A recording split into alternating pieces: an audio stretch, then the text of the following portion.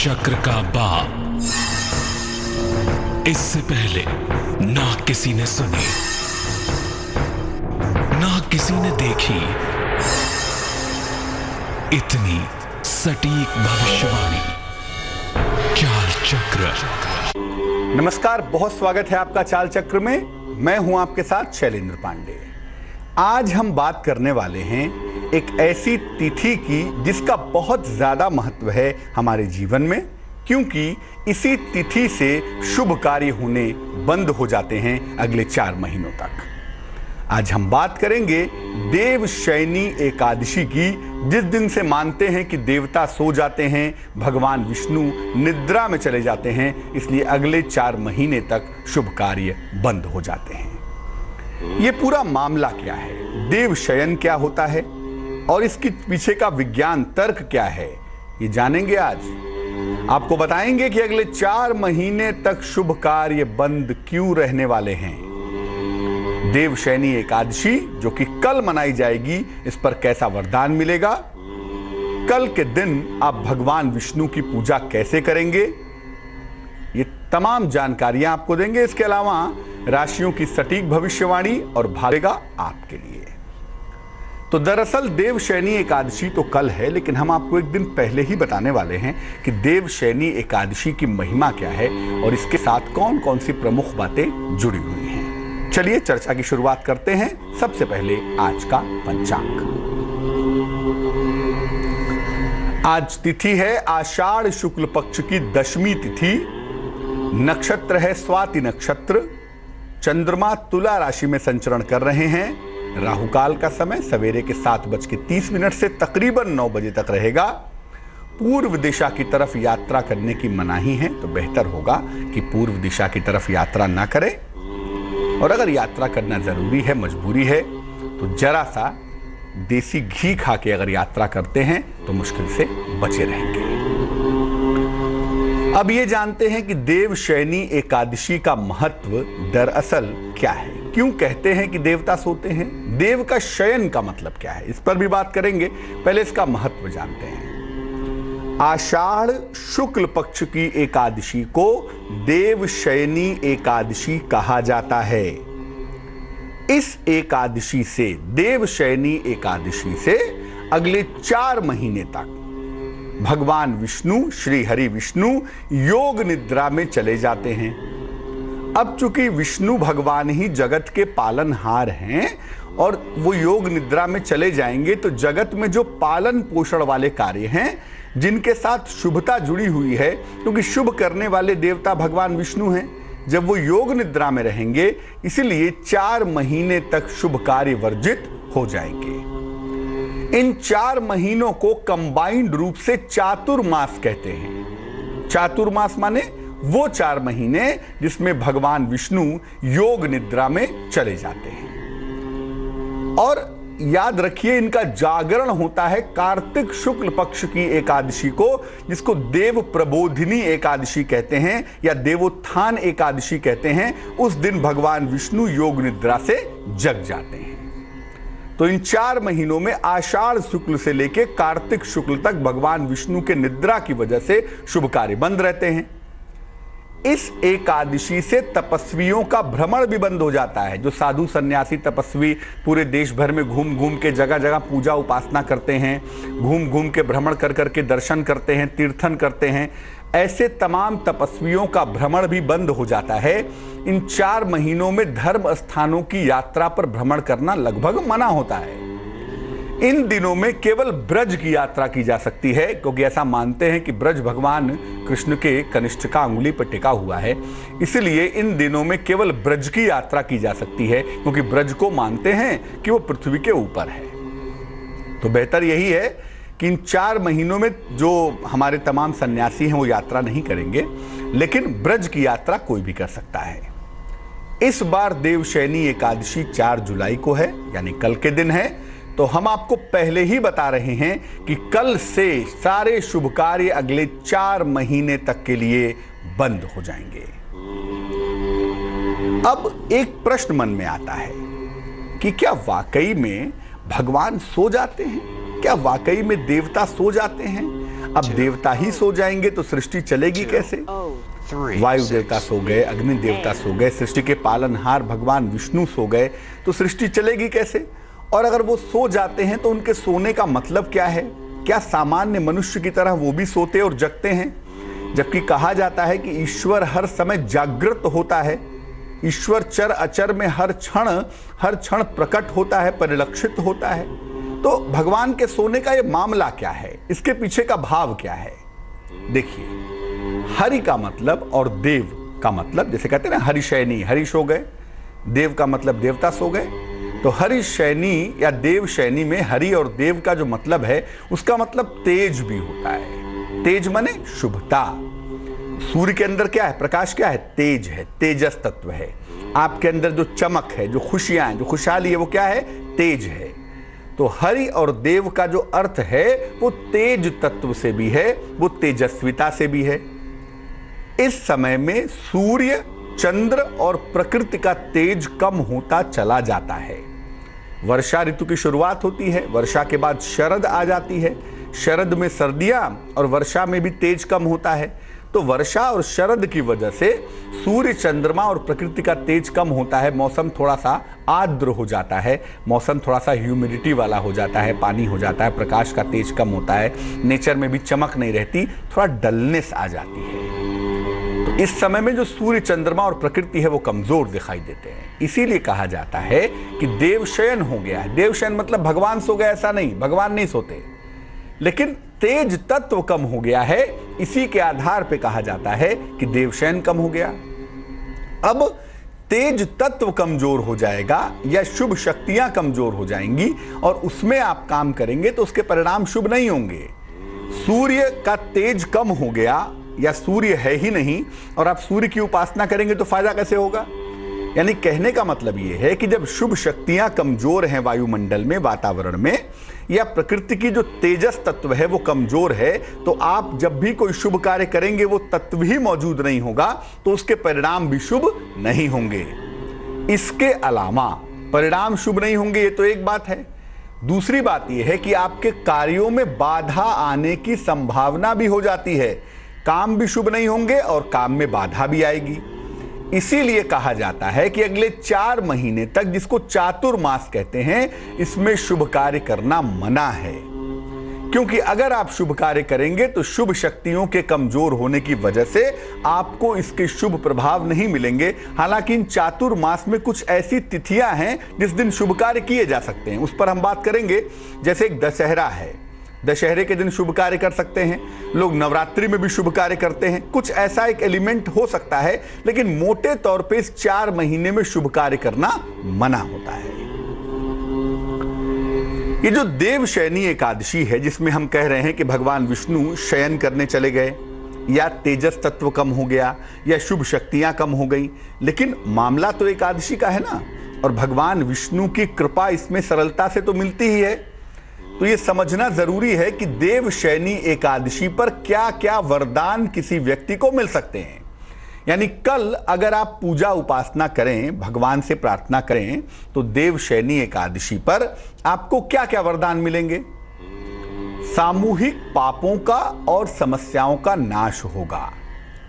Collective पाप एक ऐसा समूह है जहां पर गलतियां ज्यादा होती हैं, जिसकी वजह से प्रकृति क्रोध में आ जाती है, भूकंप आते हैं, आग लग जाती है, वर्षा से प्रॉब्लम हो जाती है ना। ये सामूहिक पापों का फल है। तो सामूहिक पापों का नाश करना चाहते हैं, सब लोग एक साथ मिलकर भगवान की प्रार्थना करें, सामूहिक पापों का नाश होगा। और जो सामूहिक समस्याएं हैं लोगों के जीवन में, उसका भी नाश होगा अगर कंबाइंड होके एक साथ भगवान की उपासना करते हैं तो। दूसरी बात, एकादशी का सीधा कनेक्शन होता है आपके मन से, और मन के पापों का हरण करते हैं हरि। हरि माने भगवान विष्णु। तो जब आप देवशयनी एकादशी पर भगवान विष्णु की उपासना करते हैं तो जो मन की निगेटिविटी है, जो मन की नकारात्मकता है, वो दूर होती है और आपका मन निश्चित रूप से शुद्ध होता है, आपका मन निश्चित रूप से बेहतर होता है। ऐसा होने से दुर्घटनाओं के योग भी टल जाते हैं। अगर दुर्घटनाओं की समस्या है जीवन में, या दुर्घटनाओं की स्थितियां बनी हुई हैं, या जीवन में कुछ बुरा हो सकता है, तो देवशयनी एकादशी पर पूजा उपासना करने से, भगवान से प्रार्थना करने से जो दुर्घटनाओं के योग जीवन में हैं वो निश्चित रूप से टल जाते हैं। इस एकादशी के बाद के जो 4 महीने हैं वो बड़े कीमती हैं। चातुर्मास की बहुत महिमा है और ऐसा कहा जाता है कि इस एकादशी के बाद से अगर चातुर्मास में नियमों का पालन किया जाए, खान पान का ध्यान रखा जाए, पूजा उपासना नियमित रूप से किया जाए, चीज़ों को संभाला जाए, तो शरीर भी नया हो जाता है और मन भी नया हो जाता है। तो इस एकादशी के बाद से शरीर और मन को नवीन किया जा सकता है, ये संभावना बन जाती है। इसीलिए इस एकादशी के बाद की महिमा बहुत ज्यादा है। चातुर्मास बड़ा महत्वपूर्ण होता है, जिसकी शुरुआत कल से होगी, और अगर आप इसके नियमों का पालन करते हैं तो आपका शरीर बिल्कुल रिजुविनिएट हो जाएगा, आप बिल्कुल नए हो जाएंगे और आपका मन भी बिल्कुल उल्लास से भर जाएगा, आपका मन भी आनंदित हो जाएगा। इसलिए याद रखिए कि देवशयनी एकादशी वरदान की एकादशी भी है, और देवशयनी एकादशी के बाद के जो 4 महीने हैं वो तो और भी ज्यादा कीमती हैं। वो इतने कीमती हैं कि जीवन की तमाम मुश्किलों को उन 4 महीनों में दूर किया जा सकता है। कहा सिर्फ ये जाता है कि चातुर्मास में भगवान की उपासना करो और चातुर्मास में शुभ कार्य मत करो, दैट्स ऑल, और कुछ नहीं। खैर, देवशयनी एकादशी कल है और कल भगवान विष्णु की पूजा उपासना कैसे करेंगे, क्या तरीका होगा उसका? देखिए, रात को विशेष विधि विधान से भगवान विष्णु की पूजा करें। देवशयनी एकादशी पर भगवान की पूजा रात के समय की जाती है, तो रात को विशेष विधि विधान से भगवान विष्णु की पूजा करें। उन्हें पीली चीजें अर्पित करें, पीली मिठाई है, पीले फल हैं, पीले फूल हैं, खासतौर से जो पीले वस्त्र हैं, पीला कपड़ा है, ये भी उनको अर्पित करें। इसके बाद उनके मंत्रों का जप करें। ओम नमो नारायणाय, ओम विष्णवे नमः, ओम हरिये नमः, ओम नमो भगवते वासुदेवाय, किसी भी मंत्र का जप करें और इसके बाद भगवान की आरती उतारें। ओम जय जगदीश हरे, भगवान की आरती उतारें और आरती उतारने के बाद भगवान विष्णु से प्रार्थना करें। प्रार्थना करें कि ठीक है, इस समय जगत में तेज तत्व कम हो गया है, इस समय आप योग निद्रा में जा रहे हैं, लेकिन इसके बावजूद भी मेरा ध्यान रखिए, मेरे ऊपर अपनी कृपा बनाए रखिए। उसको एक मंत्र के माध्यम से भी कहा जा सकता है। मंत्र क्या है? सुप्ते त्वयि जगन्नाथ जगत सुप्तम भवेदिदम, विबुद्धे त्वयि बुद्धम च जगत सर्वम चराचरम। फिर से नोट करिए, मंत्र बड़ा ही महत्वपूर्ण है। मंत्र है सुप्ते त्वयि जगन्नाथ जगत सुप्तम भवेदिदम, विबुद्धे त्वयि बुद्धम च जगत सर्वम चराचरम। आशय वही है कि भगवान, आप सुप्तावस्था में रहेंगे, आप निद्रा की अवस्था में रहेंगे प्रभु, लेकिन मेरे अंदर और इस जगत के अंदर अपनी कृपा बनाए रखिए, इस चर अचर के ऊपर अपनी कृपा पैदा करिए। प्रार्थना करने के बाद भगवान से प्रार्थना करें कि वो आपके ऊपर करुणा करें। और अगर इस समय में भगवान योग निद्रा में लीन हैं, जीवन में कोई कठिनाई आती है, कोई मुश्किल आती है, तो भगवान की कृपा से, भगवान की करुणा से वो मुश्किल, वो कठिनाई दूर हो जाए।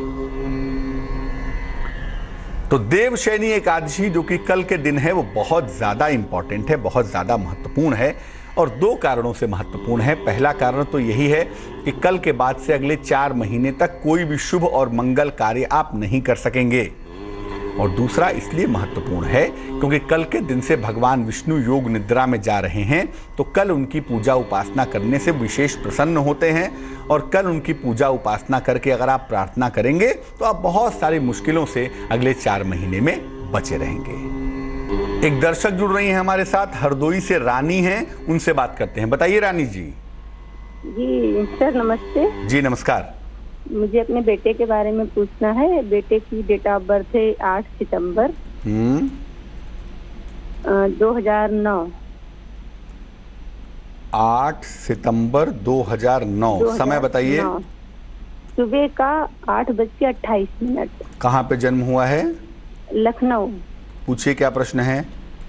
वो जो है एक तो उसका मन पढ़ाई में नहीं लगता, वैसे उसका कैसा क्या रहेगा। अभी तो बहुत बीमार भी रहता है, चंचल भी बहुत है। किस साइड में कैसा क्या उसका मतलब लाइफ कैसी क्या रहेगी, अभी तो बहुत। आपके बेटे की कुंडली बनती है कन्या लग्न की, राशि जो इसकी बन रही है वो बन रही है मेष। चंद्रमा जब अष्टम भाव में बैठता है तो एक तो मन चंचल हो जाता है, दूसरा ये है कि अष्टम का चंद्रमा सेहत के लिए अच्छा नहीं माना जाता, स्वास्थ्य में दिक्कतें पैदा करता है। दोनों ही बातें, स्वास्थ्य अच्छा नहीं है, कोल्ड कफ की प्रॉब्लम, डाइजेशन की, पाचन तंत्र की समस्या और आंखों की समस्या का ध्यान रखना होगा। दूसरा यह है कि ये बच्चा बहुत चंचल है तो दौड़ भाग में कहीं चोट चपेट न लगे, इसके लिए भी थोड़ी सावधानी बनानी पड़ेगी। लेकिन शिक्षा की जो स्थिति है वो इस बच्चे की ठीक दिखाई दे रही है और उम्र के 12 वर्ष पूरे करने के बाद इसकी शिक्षा, इसका जीवन, इसका स्वास्थ्य, ये तमाम मामले बेहतर होते चले जाएंगे। इस कुंडली में जो करियर का ऑप्शन दिख रहा है, जो करियर की संभावनाएं दिखाई दे रही हैं, अमूमन ऐसे बच्चों को इंजीनियरिंग साइड की पढ़ाई सूट करती है। ऐसे बच्चे या तो इंजीनियरिंग में जाते हैं या तो धन, फाइनेंस संबंधी किसी क्षेत्र में जाते हैं, मैनेजमेंट आदि की पढ़ाई करते हैं।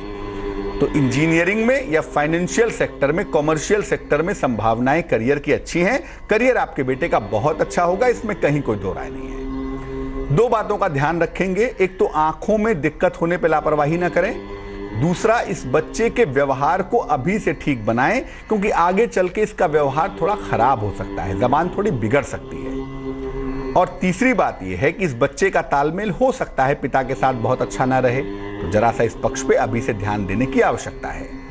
इस बच्चे का करियर अच्छा हो जाए, इसका पाचन तंत्र ठीक रहे और बहुत जल्दी प्रेम आदि के चक्कर में ना पड़ जाए, कहीं भटक ना जाए, कहीं गलत संगति ना मिल जाए ना, उस पार्ट को ठीक रखने की जरूरत है, नहीं तो बच्चा भटक सकता है। संभावनाएं बड़ी अच्छी हैं लेकिन भटकने की संभावनाएं भी जरूर हैं, उससे इनकार नहीं करेंगे। दो उपाय करने चाहिए, एक तो इस बच्चे को अभी से एक पन्ना पहना दिया जाए, एक 4-5 रत्ती का पन्ना चांदी के लॉकेट में हरे धागे में बुधवार की शाम को गले में पहना दीजिए। दूसरा, इस बच्चे से कहिए कि रोज सुबह नमः शिवाय का जप करे, जितने बार भी कर सके, 2 मिनट, 4 मिनट, 5 मिनट नमः शिवाय, ओम नमः शिवाय नहीं, नमः शिवाय का जितना जप करे अच्छा रहेगा। और आप इस बच्चे के नाम से हर सोमवार के दिन सफेद चीज का दान करिए। चावल है, चीनी है, दूध है, नारियल है, इन सफेद चीजों का दान करने से आपके बच्चे का स्वास्थ्य, आपके बच्चे का जीवन लगातार बेहतर होता चला जाएगा। तो देवशयनी एकादशी की हम बात कर रहे हैं। देवशयनी एकादशी पर एक बात और भी जानना आपके लिए बहुत आवश्यक है कि देवशयनी एकादशी पर भगवान विष्णु योग निद्रा में जाते क्यों हैं। भगवान विष्णु ने वामन अवतार में राजा बलि को दान मांगा कि भैया मुझे दान चाहिए, तो उन्होंने कहा वामन देवता से कि 3 पग में जितनी धरती आ जाएगी उतना दान ले लीजिए। भगवान विष्णु ने 3 पग में पूरी सृष्टि ही नाप ली और अंतिम पैर जो था वो बलि के ऊपर ही रख दिया, यानी बलि को भी नाप लिया। बलि इतना दानवीर था कि वो जान गया कि भगवान है, उसने सब कुछ भगवान को समर्पित कर दिया, अपने आप को भी समर्पित कर दिया। भगवान विष्णु बड़े प्रसन्न हुए, उन्होंने कहा कि देखो तुम इतने बड़े तपस्वी हो, इतने बड़े दानी हो, तो चलो मैं तुम्हें वरदान देता हूं कि मैं तुम्हारे द्वार की रक्षा करूंगा द्वारपाल बन के। ये जो 4 महीने का चातुर्मास है ना, भगवान विष्णु इसी में द्वारपाल बन जाते हैं बलि के द्वार पे। राजा बलि पाताल के राजा माने जाते हैं और पाताल लोक में, सुतल लोक में भगवान विष्णु राजा बलि के द्वार की पहरेदारी करते हैं, रक्षा करते हैं। ये भी पौराणिक मान्यता कही जाती है, इसीलिए कहा भी जाता है कि भगवान अपने भक्तों के अधीन हैं। और पौराणिक कथा यही कहती है कि भगवान विष्णु 4 महीनों में राजा बलि के यहाँ सुतल लोक में बलि के द्वार की रक्षा करते हैं। उसके बाद बलि के द्वार से वापस आते हैं देव प्रबोधिनी एकादशी पर और फिर सृष्टि का जो संचालन है वो अपने हाथ में ले लेते हैं। तो इसके पीछे की पौराणिक मान्यता यही है और उसके पीछे का विज्ञान यही है कि तेज तत्व कम हो जाने की वजह से, शुभता कम हो जाने की वजह से इन 4 महीनों में शुभ कार्य करने की मनाही की जाती है, यानी कल के बाद से 4 महीने तक शुभ कार्य नहीं होंगे। एक दर्शक जुड़ रही हैं, राधा हैं हमारे साथ नागपुर से, उनसे बात करते हैं। राधा जी बताइए। पंडित जी, मेरा जन्म वर्ष 12 फरवरी 2070 है। 2070? 1970 1970 है। 1970 है। समय बताइए। समय नहीं मालूम पंडित जी। अच्छा, 1 से 9 के बीच में कोई संख्या बताइए। 5। पूछिए क्या प्रश्न है। पंडित जी, परिवार में बहुत वैवाहिक जीवन का तो सुख नसीब नहीं हुआ, पर बच्चे हैं, बच्चे परिवार का भी सुख नसीब नहीं हो रहा। बहुत लड़ाई झगड़े, मैं भी इस वक्त बहुत टेंशन में रहती हूँ, गुस्सा बहुत आता है मुझे। बहुत दुखी हूँ परिवार से मैं, बच्चे मेरी बात नहीं सुनते, बहुत गाली गलौज करते हैं, क्या करूँ पंडित जी? देखो ऐसा करो, जी देखो ऐसा करो, आपकी कुंडली की मुश्किल आपका सूर्य है, अंक भी 5 का बोला, बुध उसका मालिक है, 5वीं राशि सूर्य की सिंह राशि, सूर्य ही लीड कर रहा है। और सूर्य के कमजोर होने से एक तो आपका स्वास्थ्य बहुत अच्छा नहीं है और दूसरे घर में कलह कलेश बहुत है। इसको मैनेज करने के 2 उपाय हैं। पहला ये है कि रोज सुबह सूर्य को जल चढ़ाइए और जल चढ़ा के सूर्य देवता के सामने खड़े होके या बैठ के हनुमान चालीसा का पाठ करिए। ये आपको रोज सुबह करना है। दूसरा काम ये करिए कि हर रविवार को आप हनुमान चालीसा का पाठ करिए 11 बार। हर रविवार को प्रातःकाल एक बार तो सूर्य को जल चढ़ा के पढ़ेंगी ही, उसके अलावा दोपहर के समय में 11-12 बजे के आसपास हनुमान जी के सामने बैठ के 11 बार हर संडे को हनुमान चालीसा का पाठ करिए। हनुमान जी को भोग प्रसाद लगाइए, प्रार्थना करिए, आपकी मुश्किल बहुत जल्दी गायब हो जाएगी। चलिए चर्चा को आगे बढ़ाते हैं। बात आपकी राशियों की करेंगे, आपके टेलीफोन कॉल्स का जवाब भी देंगे, लेकिन फिलहाल स्वस्थ रहने के महत्वपूर्ण उपाय निरोगी भव में। तेज पत्ता जो घर में मसाले की तरह इस्तेमाल होता है, इस तेज पत्ते को पानी में डालकर उबाल लीजिए, खौला लीजिए और फिर तेज पत्ते का पानी अगर पिया जाए तो घुटने के दर्द में कमी आती है। बहुत सारे लोग चाय बनाते समय चाय में भी एक तेज पत्ता डाल के खौला लेते हैं, उबाल लेते हैं, उसको भी अगर पीते हैं तो उससे भी जो ज्वाइंट पेन है, खासतौर से घुटने का दर्द है, उसमें बहुत जल्दी इंप्रूवमेंट होता है, सुधार होता है। राशियों के सिलसिले की शुरुआत करते हैं। सबसे पहले जानते हैं मेष राशि के लोग इस समय कैसे हैं। मेष राशि के लोगों को इस समय बड़ा आर्थिक फायदा हो रहा है, सेहत अच्छी है और कार्य क्षेत्र में मान सम्मान और यश भी मिल रहा है। अच्छा दिन है आपका। शुभ रंग गुलाबी है और भाग्य है 76%। वृष राशि, आपका संबंध मित्रों के साथ बिगड़ सकता है, बहुत अच्छा हो सकता है ना रहे। धन का नुकसान हो सकता है, दिन भर तनाव भी रह सकता है, दिन भर टेंशन की संभावना भी दिखाई दे रही है। शुभ रंग जिसका इस्तेमाल करेंगे वो होगा फिरोजी और भाग्य होगा 45%। मिथुन राशि, नौकरी आपकी छूट सकती है, नौकरी आपकी जा सकती है, ध्यान रखें। कारोबार में धन का निवेश ना करें इस समय। पाचन तंत्र का, कोल्ड कफ का बहुत ध्यान रखें, डाइजेशन ना खराब हो जाए, सर्दी जुकाम ना हो जाए। शुभ रंग आसमानी है और भाग्य है 50%। कर्क राशि, कैंसर, सेहत कमजोर रह सकती है, दिन भर आलस्य से भरा रह सकता है, जीवन साथी के साथ आपके मतभेद हो सकते हैं। शुभ रंग लाल है और भाग्य है 49%। सिंह राशि, धन का खर्च आपका बढ़ा हुआ है, ध्यान रखिए। हालांकि मान सम्मान की प्राप्ति भी हो रही है और परिवार की मुश्किलें भी कम हो रही हैं, परिवार में खुशहाली भी आ रही है। शुभ रंग क्रीम होगा आपका और भाग्य होगा 70%। कन्या राशि, संपत्ति खरीदने से आपको बचना चाहिए, संपत्ति ना खरीदें इस समय। छोटी छोटी बातों पर तनाव मत पालिए और जीवन साथी को आपके फायदा होने वाला है, जीवन साथी का आपको सहयोग मिलने वाला है, इसलिए चिंता की जरूरत नहीं है। शुभ रंग सुनहरा है और भाग्य है 63%। तुला राशि, किसी परिजन के स्वास्थ्य को लेकर परेशानी हो सकती है, काफी दायित्व आपको उठाना पड़ सकता है, धन की स्थिति में सुधार होता हुआ भी दिख रहा है। शुभ रंग सफेद है, व्हाइट है और भाग्य है 69%। वृश्चिक राशि, मनचाहा स्थान परिवर्तन होता हुआ दिख रहा है, धन प्राप्ति में थोड़ी सी मेहनत आपको करनी पड़ेगी, पारिवारिक दायित्व भी आपके निश्चित रूप से बढ़ेंगे। शुभ रंग जिसका इस्तेमाल करेंगे वो होगा नारंगी और भाग्य होगा 71%। धनु राशि, विवाह और प्रेम के मामले में सफलता मिलेगी। कार्य क्षेत्र में काफी मेहनत करनी पड़ेगी। खूब सारा मान सम्मान और प्रतिष्ठा मिलने के योग दिख रहे हैं। शुभ रंग बैगनी है और भाग्य है 64%। मकर राशि, प्रेम संबंध खराब हो सकते हैं और परिवार में जिम्मेदारियां बढ़ सकती हैं। महत्वपूर्ण निर्णय इस समय ना ले तो अच्छा रहेगा। शुभ रंग आसमानी और भाग्य होगा 79%। कुंभ राशि, सेहत में सुधार होगा। नौकरी में परिवर्तन का निर्णय आप इस समय ले सकते हैं। अचानक धन की प्राप्ति भी आपको हो सकती है। शुभ रंग नीला है और भाग्य है 90%। मीन राशि, सेहत आपकी बिगड़ सकती है, स्वास्थ्य का ध्यान रखें।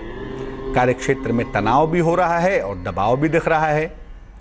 रोजगार के मामले में, धन के मामले में जो प्रयास कर रहे हैं वो सार्थक हो रहे हैं। शुभ रंग धानी और भाग्य 44%। एक दर्शक जुड़ रहे हैं हमारे साथ, मंजीत हैं दिल्ली से, उनसे बात करते हैं। बताइए मंजीत।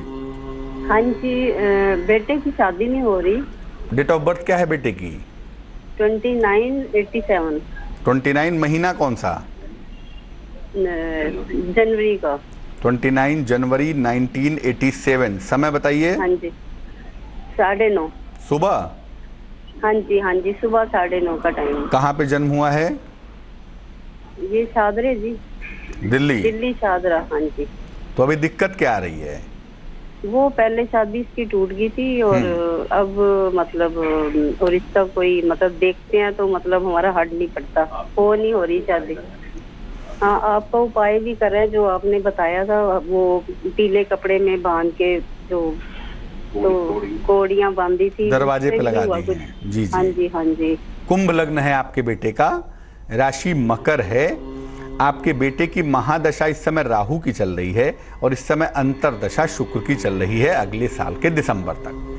तो बेटे के विवाह का समय तो चल रहा है भाई, और शादी होने का जो एग्जैक्ट समय है वो इस साल के अगस्त के महीने से शुरू होगा। अगस्त 2017 के बाद शादी की संभावना है। ऐसा लगता है कि इस साल के आखिरी में या अगले साल के आरंभ में, जनवरी फरवरी वाले पार्ट में संभावना ज़्यादा है इनकी शादी हो जाएगी। तय होने की संभावना अगस्त के महीने से शुरू हो रही है, चिंता करने की ज़रूरत नहीं है। इस कुंडली में 2 विवाह के योग हैं, जैसा आपने बताया। पहला विवाह ब्रेक हो चुका है और भविष्य में भी जब शादी करें तो लड़की कैसी है, उसका बैकग्राउंड कैसा है, अगर कुंडली मिला सकें तो अच्छा होगा, क्योंकि मंगल और राहु कुंडली के दूसरे खाने में हैं और चंद्र सूर्य कुंडली के 12वें खाने में, यानी दोनों ही भाव दूषित हैं। ऐसा होने पे व्यक्ति को वैवाहिक सुख नहीं मिलता। तो जरा सोच समझकर ही विवाह करिएगा तो अच्छा रहेगा।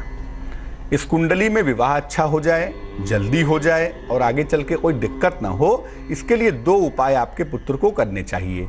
एक तो इनको आप बोलें कि एक ओपल बनवा के पहन लें, 12-14 रत्ती का ओपल, चांदी की अंगूठी में, सीधे हाथ की तर्जनी उंगली में, शुक्रवार की शाम को पहनने से इनको लाभ होगा। और दूसरा, या तो ये खुद करें या तो इनके माता पिता में से कोई भी हर मंगलवार को मीठी चीज़ का दान करे। गुड़ है, लड्डू है, बूंदी है, मिठाई है, ये हर मंगलवार को किसी निर्धन व्यक्ति को दान करना शुरू कर दें और इनको एक ओपल पहना दें, जो इनकी शादी की अड़चनें हैं वो दूर हो जाएंगी। चलते हैं ऋषिकेश, बात करते हैं खुशबू से। खुशबू जी बताइए। पंडित जी नमस्कार। जी नमस्कार। पंडित जी, मेरा जन्म 6 अक्टूबर 1999। 1999। समय बताइए। 8:03 रात्रि। कहाँ पे जन्म हुआ है? जी चंडीगढ़ में। पूछिए खुशबू, सवाल क्या है? पंडित जी, मैं ये पूछना चाहती हूँ कि मैंने अभी अपना 12th पास किया है, तो मैं ये पूछना चाहती हूँ कि मेरे लिए BSc IT ज़्यादा अच्छा रहेगा कि BBA का फील्ड ज़्यादा अच्छा रहेगा, और मैं ये भी पूछना चाहती हूँ कि मेरी आगे कोई गवर्नमेंट जॉब लगेगी।